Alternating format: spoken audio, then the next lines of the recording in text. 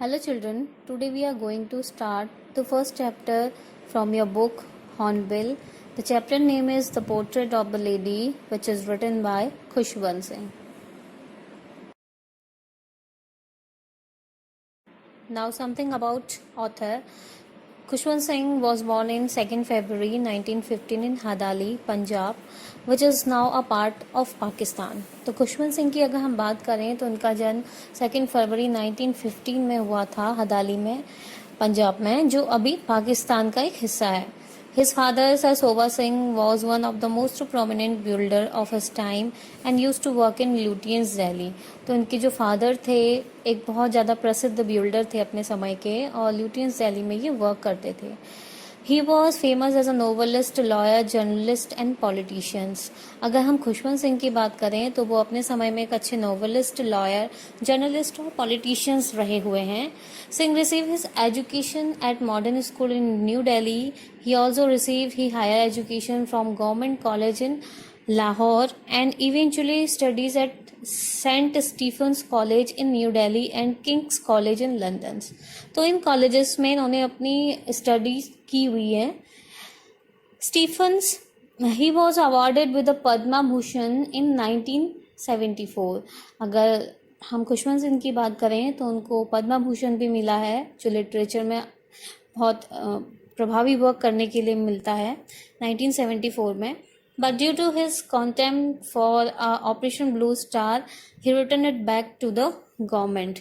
लेकिन कुछ प्रॉब्लम्स के कारण इन्होंने क्या किया, इस अवार्ड को गवर्नमेंट को रिटर्न कर दिया था, क्योंकि इन्होंने इसे लौटा दिया था. खुशवंत सिंह को जो स्वर्ण मंदिर था उसमें आदमी का प्रवेश बिल्कुल भी पसंद नहीं था, तो ऑपरेशन ब्लू स्टार के तहत ये इनके बिल्कुल अगेंस्ट थे.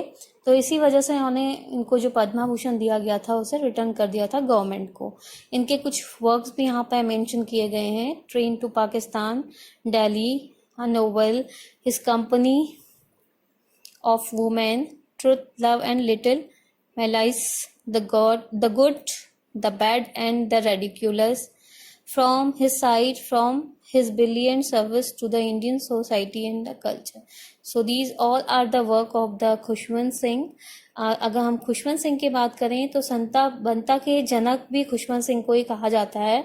उन्होंने सिखों पर हंसने का जो किरदार था उसको जन्म दिया था. उन्होंने अपनी बुक्स में भी इसका बहुत ज़्यादा प्रयोग किया है. तो इस चैप्टर में इन्होंने शो किया है अपनी ऑटोबायोग्राफी को, किस तरीके से इन्होंने अपना जो चाइल्डहुड था वो अपनी ग्रैंड माँ के संग स्पेंड किया था. So now come to the chapter. My grandmother, like everybody's grandmother, was an old woman. She had been old and wrinkled from the 20 years that I had known her. So here writer tells us about his grandmother that she was very old and she had a wrinkle on her face. तो यहाँ पर खुशवंत सिंह अपनी grandmother के बारे में बताते हैं कि जो उनकी ग्रैंडमदर थी वो जैसे औरों की ग्रैंडमदर होती है ठीक उसी तरीके से थी. ओल्ड लेडी थी और उनके फेस पे रिंकल्स थे. कम से कम 20 ईयर्स से उन्हें ऐसा ही लग रहा था कि जब से वो उसे जानते हैं तब से वो बिल्कुल उनको सेम लगती थी दिखने में. People said that she had once been young and pretty and had even had a husband, but that was hard to believe. लोग उनके बारे में ये कहा करते थे कि वो क्या थी, अपने समय में बहुत यंग थी और उनके क्या थे, हस्बैंड भी थे.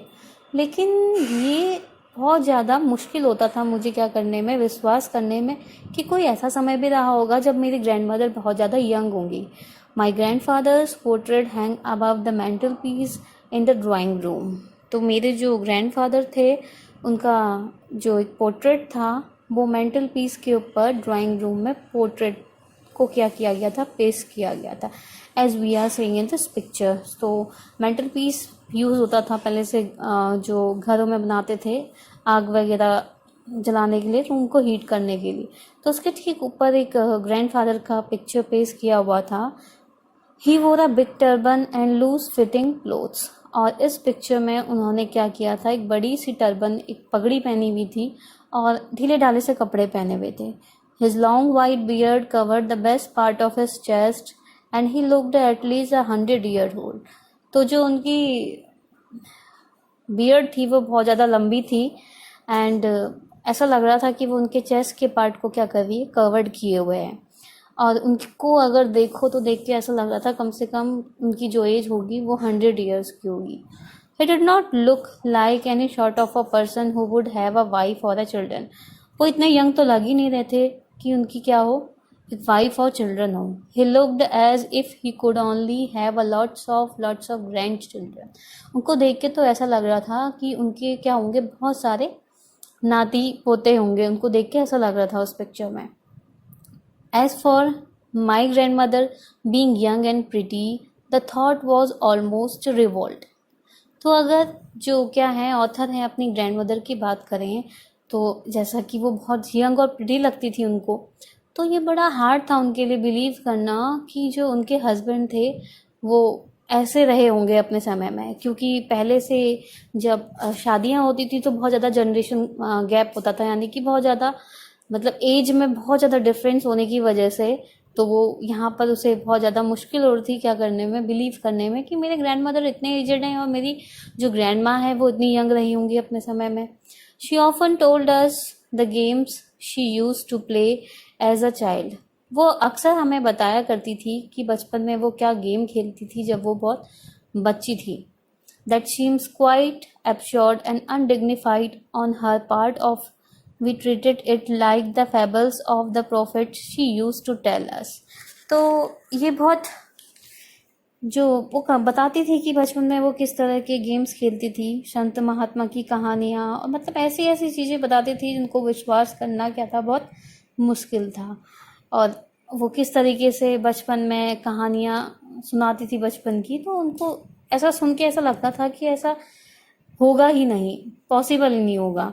The author talks about his grand mother he had known her for the past. तो ऑथर क्या बताता है, अपनी ग्रैंड मदर के बारे में बताते हैं कि वो उनको बहुत लंबे समय से जानते हैं। 20 years and she had been old wrinkle. She was old that she once young and pretty and had a husband. तो वो बताते हैं कि it was a very hard to believe that she had a husband and this is very hard to believe क्योंकि उनकी जो grand mother थी वो बहुत यंग लगती थी। If you will talk about his grandfather he looks very old.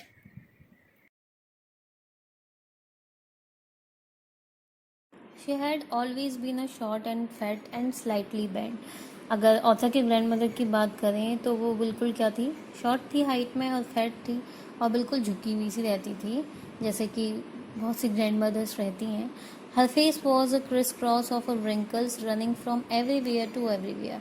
और उनके फेस पर क्या थे, एक पैटर्न था किसका, स्ट्रेट लाइंस का, यानी कि रिंकल्स थे उनके फेस पर जो बुढ़ापे में झुर्रियाँ टाइप की आ जाती हैं फेस पे। No we were certain she had always been as we had known her। तो क्या था, जिस तरीके से ऑथर अपनी ग्रैंड मदर को जानता है तो वो सेम उसी तरीके से उन्हें देखते हुए आ रहा था बहुत समय से, जब से वो उनको जानता था और उन्हें लगता था कि उनकी ग्रैंड मदर सेम वैसे ही है। So old, so terrible old that she could not have grown older and had stayed at the same age for the 20 years। और उनको देख के ऐसा लगता था कि वो इतनी ओल्ड थी कि वो एक ही स्टेज पर ठहर सी गई हो, यानी कि बहुत समय से वो बिल्कुल एक ही जैसी उनको लग रही थी। She could never have been pretty. और ये सोचना कि वो अपने समय में बहुत प्रिटी रही होंगी, बहुत यंग रही होंगी, तो ये थोड़ा बहुत राइटर के लिए क्या था, डिफ़िकल्ट था बिलीव करने के लिए। But she was always beautiful. लेकिन जो ऑथर थी उनके लिए उनकी ग्रैंड मदर बहुत ज़्यादा ब्यूटीफुल थी। She hobbled about the house in spotless white with one hand resting on her waist with to balance her stoop and the other telling the beats of her rosary। तो वो क्या करती थी, एक white sari पहना करती थी, स्पॉटलेस वाइट यानी कि क्लीन वाइट कलर की साड़ी पहना करती थी और बिल्कुल स्टूप होकर यानी कि अपनी बॉडी को बेंड करके आगे की ओर को। और उनके हाथ में क्या रहती थी, कि स्ट्रिंग रहती थी, बीट्स ऑफ रोजरी यानी कि रुद्राक्ष की माला आप कह सकते हो, उसको वो जपा करती थी, प्रेयर करा करती थी जब भी वो क्या करती थी, अपने घर के बाहर आंगन में घूमा करती थी। हर सिल्वर लॉक्स वर स्कैटर्ड अनटाइडली ओवर हर पेल प्लकर्ड फेस। तो जो उनका मुरझाया हुआ पीला सा चेहरा था, उसके ऊपर जो उनकी लटें थीं वो क्या करती थी, लहराती थी। And her lips constantly moves in inaudible prayer, और उनकी जो लिप्स थे वो हमेशा खोए रहते थे किसमें, इनऑडिएबल प्रेयर में। यानी कि वो मुंह से, आपने बहुत सी ओल्ड लेडीज़ को देखा होगा, वो मुंह से राम राम राम इस तरीके के वर्ड्स कुछ बोलते हैं जिसकी क्या होती है, बाहर बाहर तक आवाज़ नहीं पहुंचती है। यस शी वॉज ब्यूटिफुल, और इसीलिए जो ऑथर कहते हैं कि वो क्या थी, ब्यूटिफुल थी। She was like the winters landscape in the mountains, an expanse of a pure white sanitary breathing peace and a contentment. और वो बताते हैं कि वो क्या थी, बहुत ज़्यादा ब्यूटिफुल थी। किसकी तरह, बिल्कुल the state of a being peaceful and काम। इतनी ब्यूटीफुल थी कि मतलब एक शांति सा प्रतीत होता, उनको देख के एक शांति प्रतीत होती है, और बिल्कुल रिलैक्स थी, पीसफुल थी, ऐसा करेक्टर था उनकी ग्रैंड मदर का। और वो बिल्कुल कॉन्टेंटमेंट थी, एक ऐसा स्टेट ऑफ हैप्पीनेस उनके अंदर दिखती थी, बिल्कुल सेटिस्फेक्शन दिखता था कि वो अपने आप में क्या है, बहुत ज़्यादा satisfied. My grandmother and I were a good friend. My parents left me with her when they went to live in the city and we were constantly together. तो ऑथर बताते हैं कि उनकी ग्रैंड मदर और वो बहुत अच्छे friend थे। उनके पेरेंट्स उन्हें तब से गांव में छोड़ गए थे जब से वो क्या थे, सिटी के लिए चले गए थे, सिटी शिफ्ट हो गए थे, और अपने बच्चे को वो उनकी ग्रैंड मदर के पास छोड़ गए थे। She use to wake me up in the morning and get me ready for school. तो जो उनकी ग्रैंड मदर थी वो उनको सुबह सुबह उठाती थी स्कूल के लिए, फिर स्कूल के लिए उनको क्या करती थी, रेडी करती थी। She said her morning prayer in a monotonous sing song while she bathed and dressed me in a hope that I would listen and get to know it by heart. I listened because I loved her voice but never bothered to learn it. तो क्या था, जब वो उनको सुबह सुबह नहलाया करती थी, सुबह उठाती थी, स्कूल के लिए रेडी करती थी, जब उन्हें नहलाती थी तो वो उनके सामने कुछ भजन या फिर आप कह सकते हो कुछ इनऑडिएबल प्रेयर टाइप की कुछ बोलती थी, जिससे क्या करे, राइटर भी गुनगुनाए या उसे सुने प्यार से। राइटर जो थे वो उसे सुनते थे क्योंकि उनकी वॉइस उन्हें बहुत अच्छी लगती थी, लेकिन कभी भी उन्हें सोचा नहीं कि उसको उस प्रेयर को उनको क्या करना है, लर्न भी करना है। Then she would fetch my wooden slate, which she had already washed and plastered with yellow chalk, a tiny earthen ink pot, and a red pen, tie them all in all bundle and hand it to me. तो वो क्या करती थी, जब school जाने की बारी आती थी तो राइटर को एक वुडन स्लेट होती है जिसमें लिखते हैं, स्टार्टिंग में इनिशिएट पीरियड में पहले से वही चलती थी, अभी तो हम लोग कॉपी वगैरह यूज़ करते हैं, लेकिन if you will talk about the old time we use to write in wooden slate. और तो क्या था, जब वो स्कूल को जाते थे तो उनको वुडन स्लेट प्रोवाइड करती थी उनकी ग्रैंड मदर, और एक इंक पॉट आपने भी यूज़ करी होगी शायद। तो इंक पॉट क्या होती है, इंक पॉट इंक पेन में यूज़ होती है, और एक रेड पेन, उनको सारी चीज़ें देके उनको सब क्या करती थी, एक बंडल में बांध देती थी और उसको हैंड ओवर करती थी किसको, राइटर को। After a breakfast of a thick steel chapati with a little butter and sugar spread on it we went to school. She carried several steel chapatis with her for the village dogs. तो क्या होता था, breakfast करने के बाद, यानी कि जो मोटी रोटी होती थी, स्टील चपाती, जो बासी रोटी होती थी, उनको खा के हम उसमें थोड़ा सा बटर और शुगर स्प्रेड करके मेरी ग्रैंड मदर मेरे लिए प्रिपेयर करती थी उसको खा के हम क्या करते थे, जो चपातीस थी उनको विलेज डॉग्स के लिए लेके जाते थे। The author lived with her in the village, they were a good friend.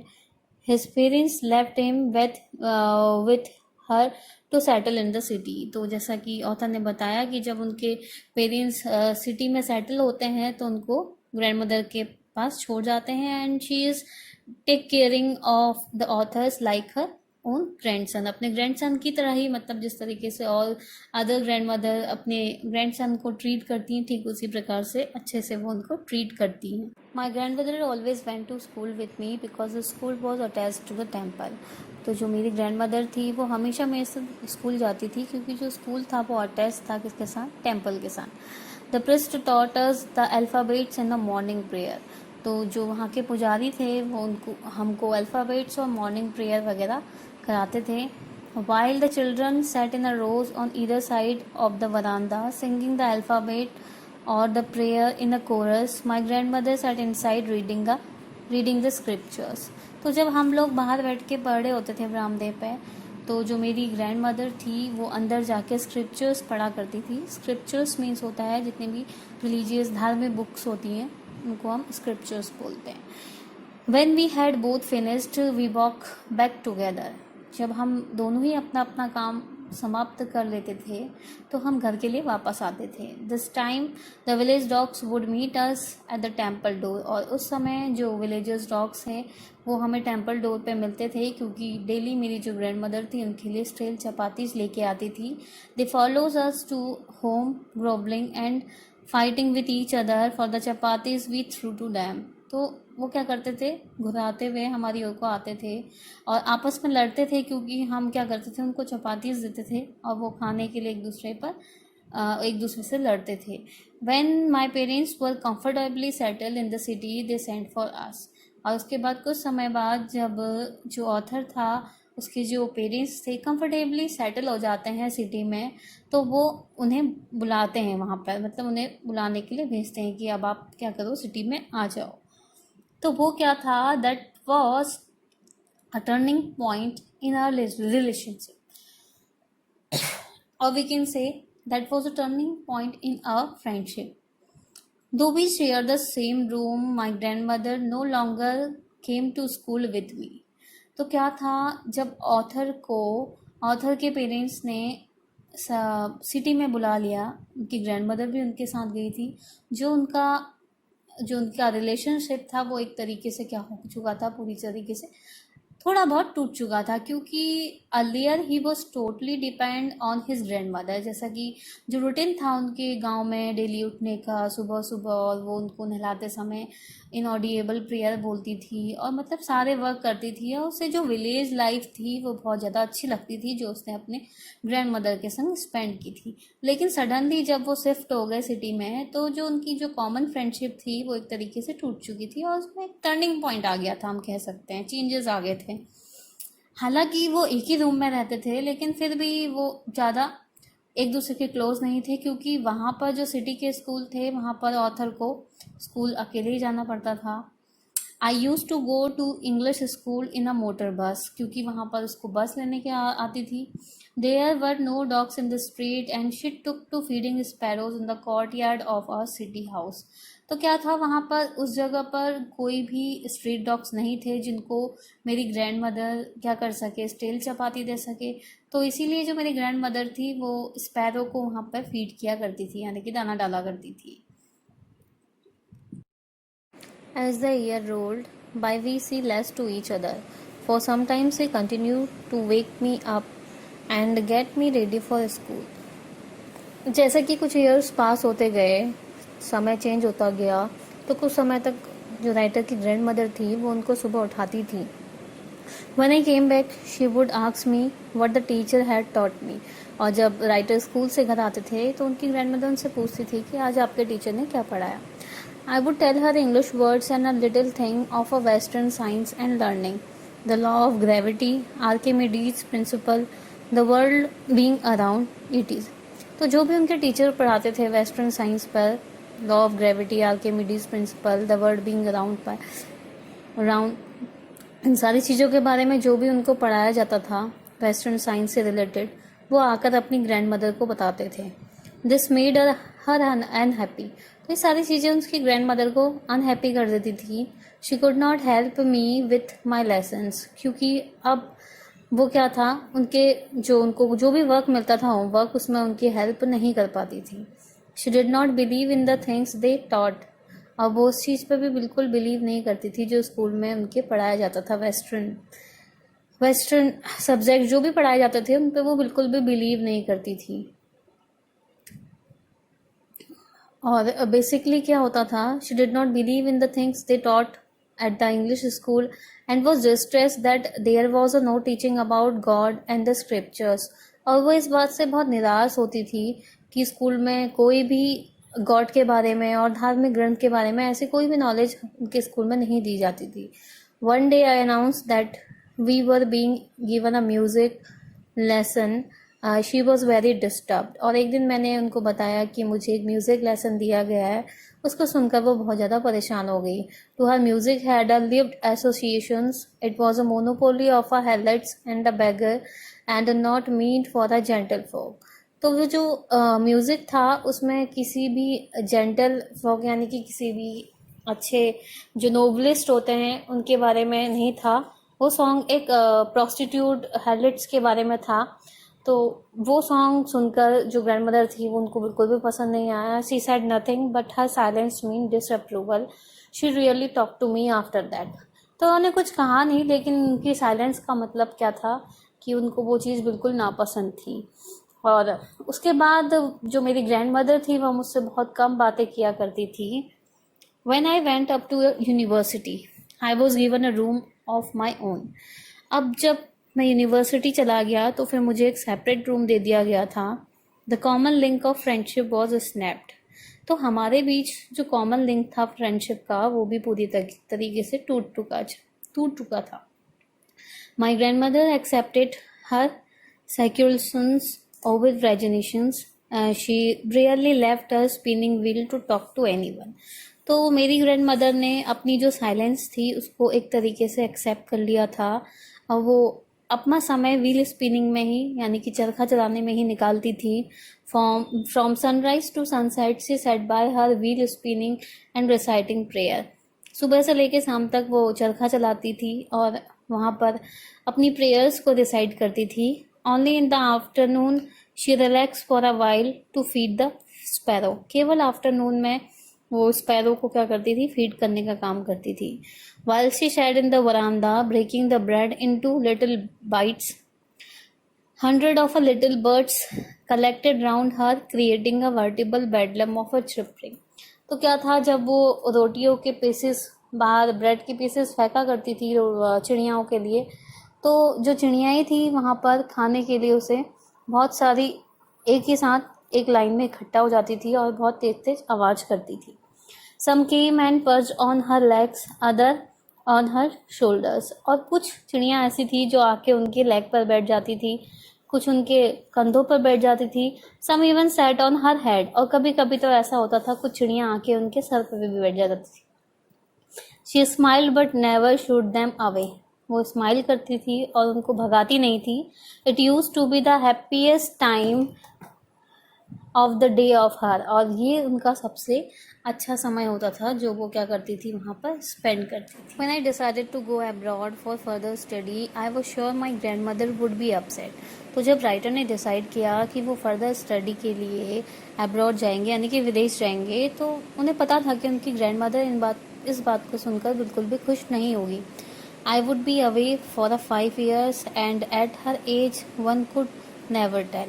तो वो सोचते हैं कि मैं कम से कम 5 साल के लिए अपनी ग्रैंडमदर से अलग रहूँगा और जब मैं वापस आऊँगा आई कांट इमेजिन कि उनकी तब क्या एज होगी। But my grandmother could. लेकिन मेरी ग्रैंडमदर ने बिल्कुल भी अपने इमोशंस को शो नहीं किया। उन्होंने उनको परमिशन दी जाने की। She was not even sentimental. और वो बिल्कुल भी भावुक नहीं हुई जब राइटर जा रहा था।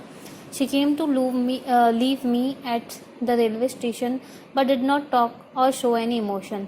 वो मुझे स्टेशन छोड़ने के लिए आई, रेलवे स्टेशन, लेकिन उन्होंने कोई भी किसी भी प्रकार का इमोशन मेरे सामने शो नहीं किया। हर lips moved in prayer, her mind was lost in prayer. और उस समय भी उनके जो लिप्स थे वो प्रेयर में लॉस्ट हो चुके थे, वो प्रेयर बोल रहे थे और उनका माइंड भी प्रेयर में लॉस्ट था, यानी कि उनके दिमाग में भी प्रेयर चल रही थी।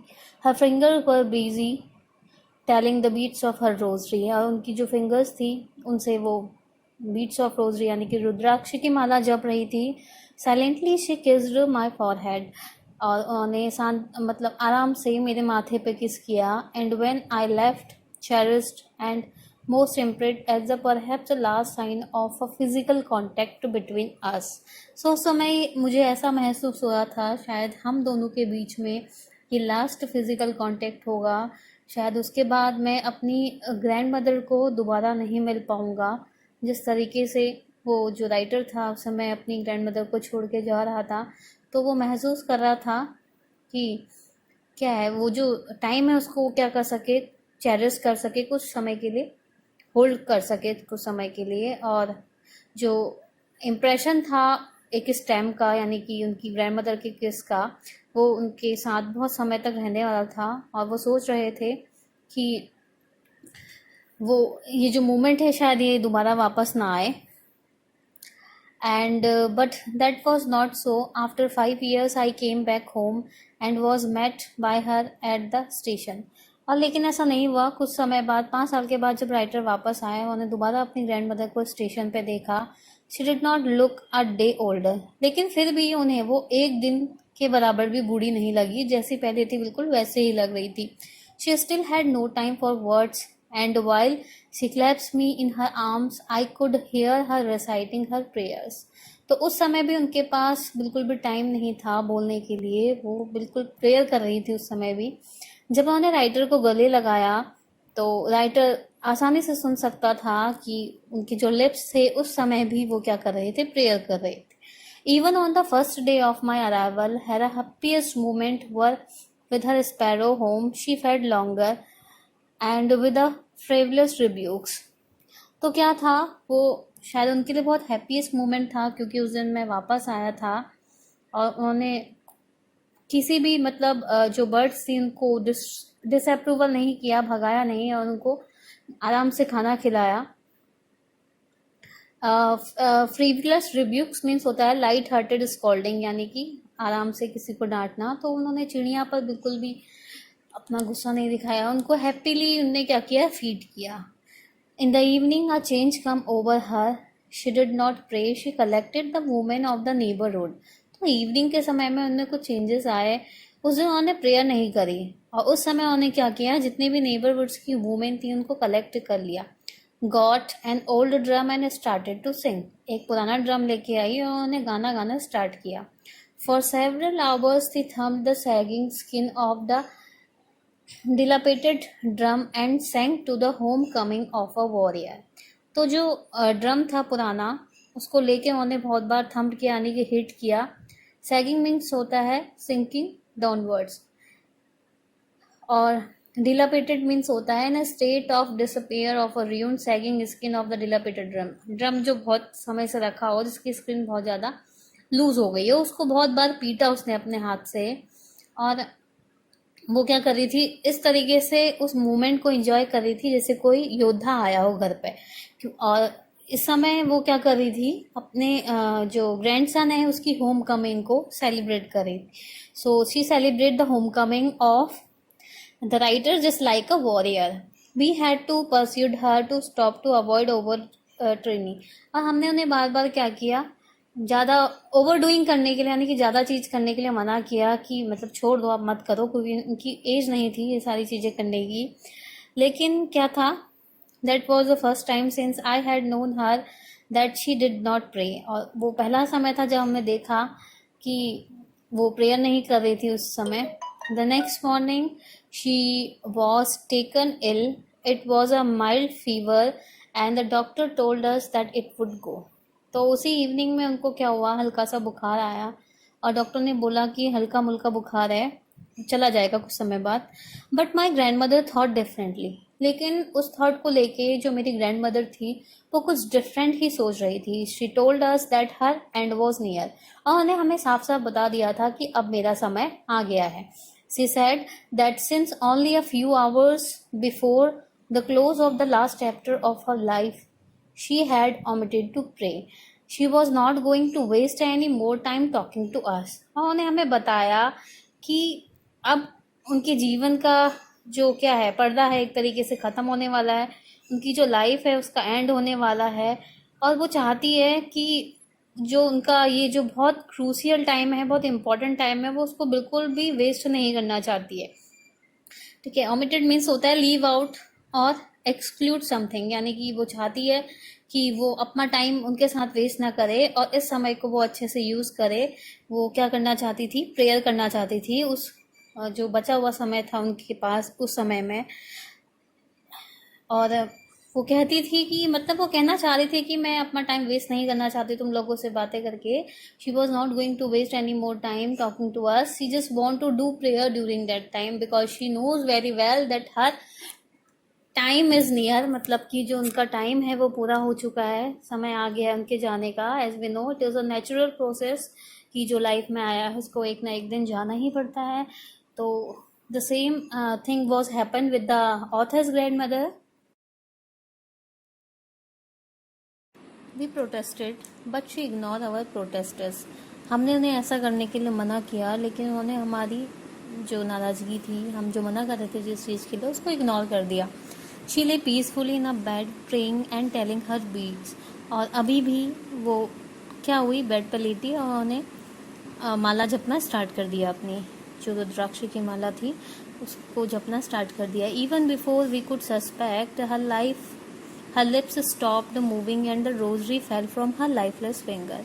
इससे पहले कि हमें थोड़ा बहुत संदेह होता, जो उनके लिप्स थे उन्होंने काम करना बंद कर दिया था, और जो रोजरी थी वो उनके फिंगर से गिर गई। लाइफलेस फिंगर्स इसलिए कहा गया है क्योंकि अब उन फिंगर्स में बिल्कुल भी जान नहीं रह गई है, वो निर्जीव हो चुकी हैं।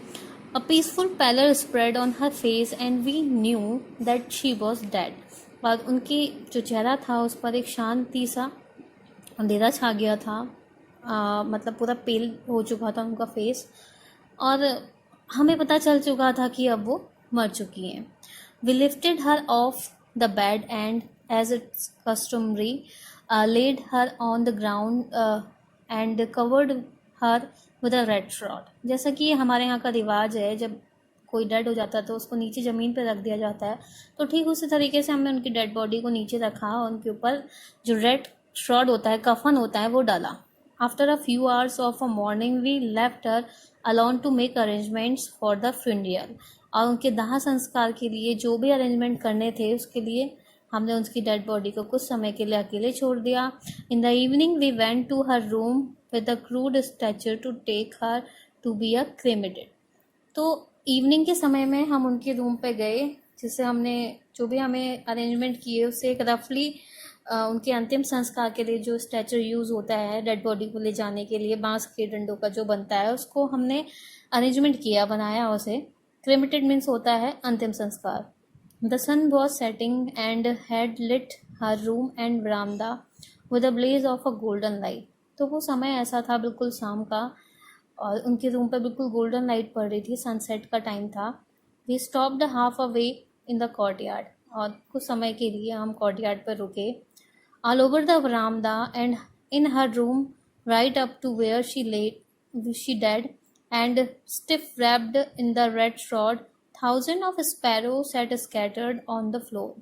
जहाँ पर उनको लिटाया गया था उनके रूम के पास, वहाँ पर उस जगह पर जहाँ पर उनके ऊपर शॉट डाला गया था, उसी जगह पर लगभग 1000 स्पैरो आकर क्या हो गई, फैल गई और वहाँ पर बैठ गई नीचे फ्लोर पर।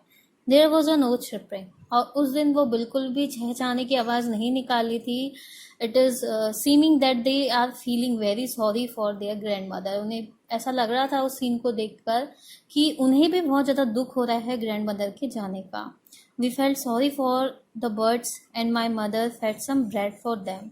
हम जो बर्ड्स थी उनके लिए बहुत ज़्यादा सॉरी फील कर रहे थे, और जो मेरी मदर थी वो कुछ ब्रेड के पीसेस लेके आती हैं उनके लिए, चिड़िया के लिए, जो चिड़ियाएँ होती हैं उनके लिए। She broke it into a little crumbs. और मेरी जो मदर थी उन्होंने उनको छोटे छोटे टुकड़े किए, the way my grand mother use to, and throw it to them. और उनको उनके ऊपर फेंक दिया, यानी कि उनको खाने के लिए दिया। The sparrow took no notice of the bread. तो क्या था, that was the biggest thing which we notice over here, कि जो स्पैरो थी वो भी एक तरीके से ग्रीफ महसूस कर रही थी, और उन्होंने उन ब्रेड्स की को बिल्कुल भी नोटिस नहीं किया। They were feeling very sorry for the grandmother. When we carried my grand mother फ्रॉप्स ऑफ, जब हम अपनी ग्रैंड मदर की जो लास्ट थी, जो डेड बॉडी थी, उनको लेके गए, दे फ्लू अवे क्वाइटली। और जो इतनी भी स्पैरो थी वहाँ पर वो चुपचाप उड़ गई। Next morning the sweeper swept the bread crumbs into the dustbin. तो अगले दिन क्या होता है, जो स्वीपर होता है वो वहाँ पर पूरी सफाई करता है, जो ब्रेड के पीसेस होते हैं उनको उठा के डस्टबिन में डाल देता है। And I hope you understood it. And as we have seen that how the relationship has been chosen by the Khushwant Singh between he and his grandmother, and that was a amazing story, and it is a very important chapter For better understanding, please revise this chapter again. Thank you.